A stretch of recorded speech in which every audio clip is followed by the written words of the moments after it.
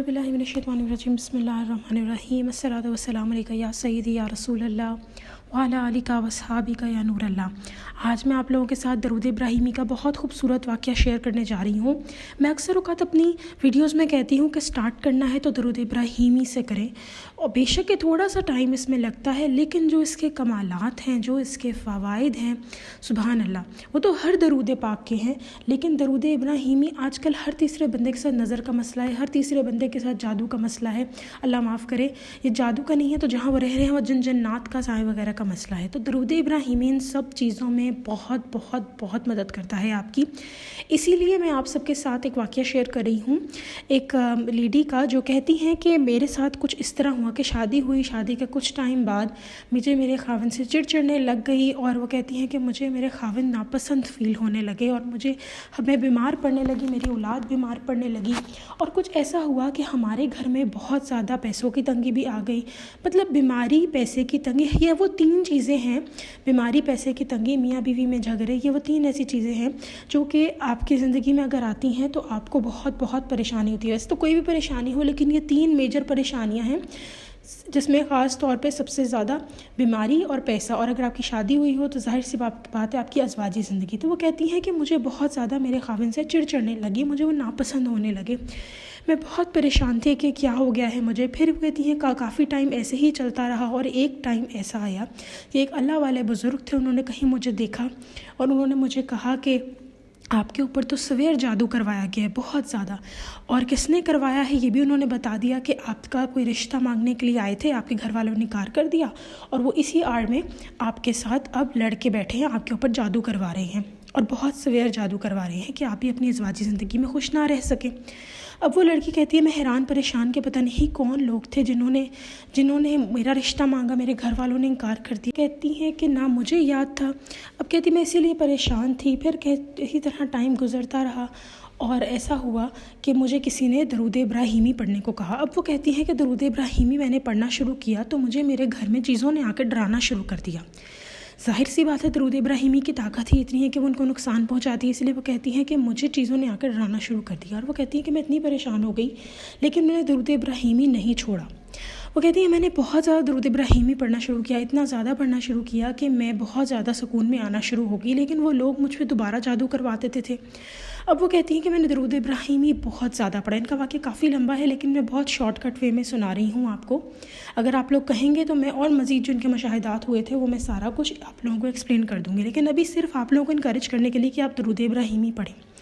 تو اب وہ کہتی ہیں قصہ مختصر کچھ یوں کہ وہ کہتی ہیں میں جب درود ابراہیمی پڑھتی تھی میرے میاں کے حالات ٹھیک ہونے لگ گئے، بیماریاں جتنی، میں بہت زیادہ، وہ کہتی ہیں میں بیمار ہو گئی تھی، میں ٹھیک ہونا شروع ہو گئی، یہاں تک کہ وہ کہتی ہیں کہ میرا بچہ بالکل موت کے منہ سے نکل کے باہر آیا۔ درود ابراہیمی نے مجھے اتنی ہیلپ کی۔ پھر وہ کہتی ہیں کہ ایک دن کچھ ایسا ہوا کہ کیونکہ وہ بار بار مجھ پہ جادو کروا دیتے تھے، تو وہ کہتی ہیں کہ میں نے ایسا دیکھا کہ جتنے بھی یہ نان مسلمس کے ہوتے ہیں نا نشانات، صلیب ہو گئی، یہ ہندوؤں کے جو کیا کہتے ہیں کانٹے اور آل دا اسٹف، اس طرح کے تمام نشانات وغیرہ، وہ سارے نشانات ہر ایک چیز، بدصورت چیز کے اوپر میرے سامنے آ کے وہ بیٹھ گئے، اور ان کے اوپر نشانات بھی تھے، اور وہ مجھے ڈرا رہے تھے، اور وہ جو میں درود ابراہیمی پڑھ رہی تھی وہ مجھے میرے آقا صلی اللہ علیہ وسلم کے بارے میں فضول بولنے لگ گئے۔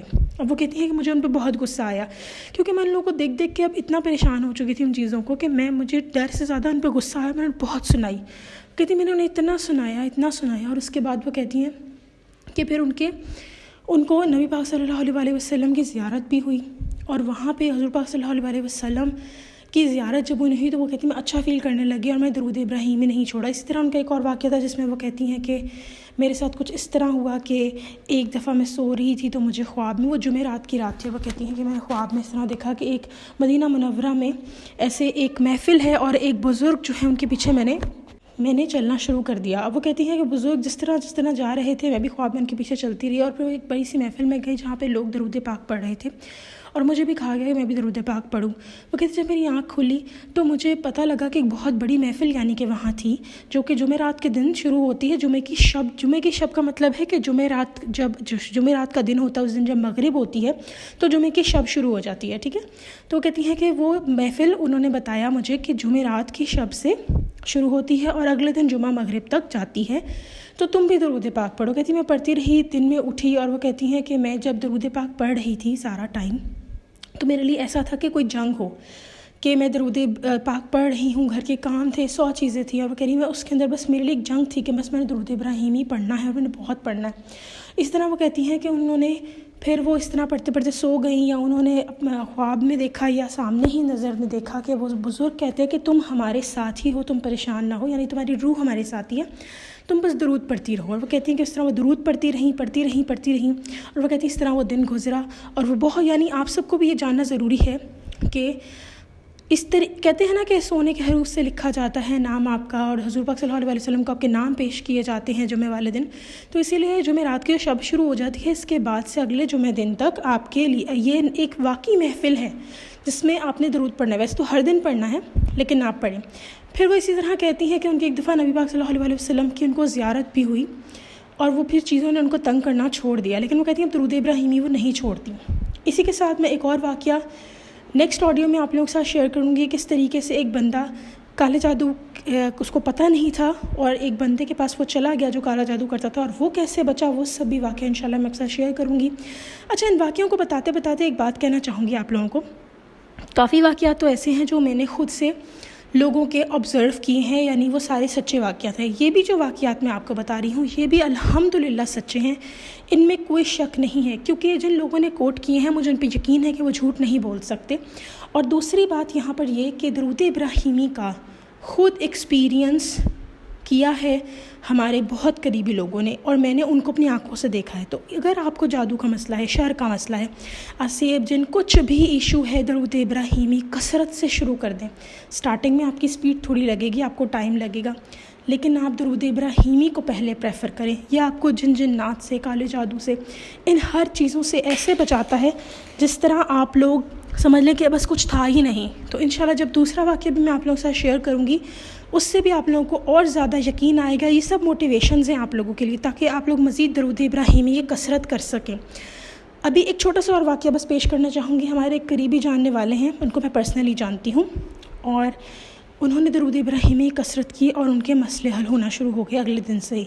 تو اسی طرح آپ لوگ بھی درود ابراہیمی کثرت کریں, آپ کے بہت زیادہ مسئلے حل ہوں گے انشاءاللہ. اور میں بس یہی ریکمینڈ کروں گی کہ درود ابراہیمی, اگر آپ کے ساتھ کوئی بھی جنات وغیرہ کا مسئلہ ہے, درود ابراہیمی کثرت کریں. پہلی پرائیورٹی درود ابراہیمی کو دیں آپ, پہلی پرائیورٹی. اور اسی طرح میں نے ایک واقعہ نملی واٹر فال کا شیئر کیا تھا. اس میں وہ جو عورت تھی جو درود ابراہیمی نہیں پڑھ سکی تھی, وہ کہتی ہیں کہ مجھے ایسے لگا جیسے مجھے کسی نے کہا ہو کہ جب تک تم یہاں ہو تم نے درود ابراہیمی ہی پڑھنا ہے, اور جہاں سے جانے تک بھی تمہارے منہ پہ صرف درود ابراہیمی ہو. اور وہ پڑھنا بھول گئی, اور پھر جو مسئلے ان کو آئے وہ سارا واقعہ میں نے شیئر کیا ہوا ہے. تو پلیز درود ابراہیمی کی کثرت کریں. باقی درود کے سیکھے بھی بہت ضروری ہیں, وہ بھی پڑھیں. میں خود بھی پڑھتی ہوں, کوشش کرتی ہوں, آپ لوگوں کو بھی کہوں گی کہ آپ لوگ بھی پڑھیں, لیکن درود ابراہیمی اپنی لائف میں ایڈ کریں. اس کے ساتھ ساتھ باقی سیکھے بھی ایڈ کریں تاکہ اس کی کثرت ہو سکے. اگر آپ نے کروڑ کی نیت کرنی ہے تو آپ چھوٹے درود شریف سے کروڑ کی نیت کر سکتے ہیں. درود ابراہیمی کو اس میں ایڈ کرتے ہیں, بٹ درود ابراہیمی مت چھوڑیں پلیز, اٹس اے ریکویسٹ. انشاءاللہ نیکسٹ آڈیو اور ویڈیو میں پھر حاضر ہوں گی. تب تک کے لیے اللہ حافظ.